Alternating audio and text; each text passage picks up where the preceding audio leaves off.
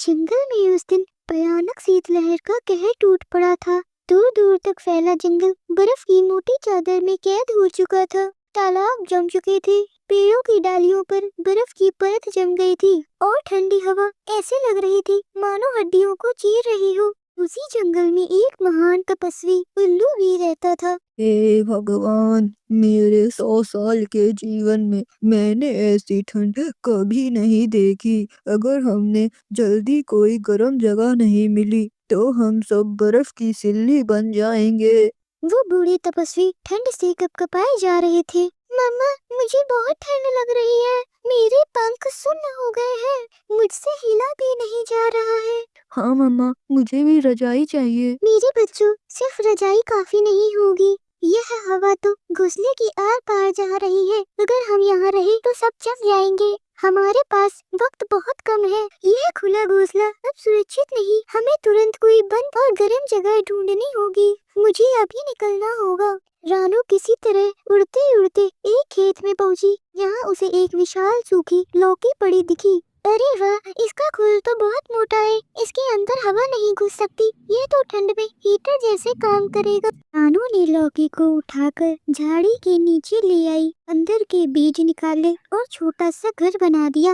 अरे वाह, अब हमारे बच्चे चैन से सो पाएंगे। उधर कालू कौवे की भी हालत खराब थी। उसका घोंसला बर्फ से भर चुका था। कालू जी, उस रानू को देखो, वे बंद लौकी में जा रही है। वो जगह तो गर्म लग रही है। क्या हम भी वैसा घर बनाएं? अरे गोरी, तुम्हें विज्ञान नहीं पता। लौकी क्या है? सब्जी, और सब्जी में पानी होता है। रात को पानी जमेगा और वो फ्रीजर बन जाएगा। सुबह तक रानो कुल्फी बन जाएगी। अरे वाह कालू जी, आप तो बहुत समझदार हो। हाँ हाँ गोरी, बिल्कुल। लकड़ी का घोंसला ठंडा नहीं होता। लेकिन रात गहराते ही सच्चाई बदल गई। बाहर तूफान मचा था और लौकी के घर के अंदर सुकून भरी गर्माहट थी। रुई के बिस्तर पर बच्चे मजे से लेटे थे। मम्मा, ये तो बिल्कुल ठंडा नहीं है। हाँ मेरी बेटी, ये कुदरत का कमाल है। लौकी की दीवारों ने ठंड को बाहर रोक दिया।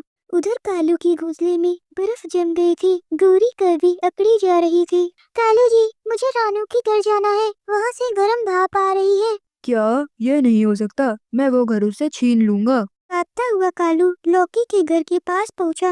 रानो रानो, बाहर निकलो, यह घर अब मेरा है।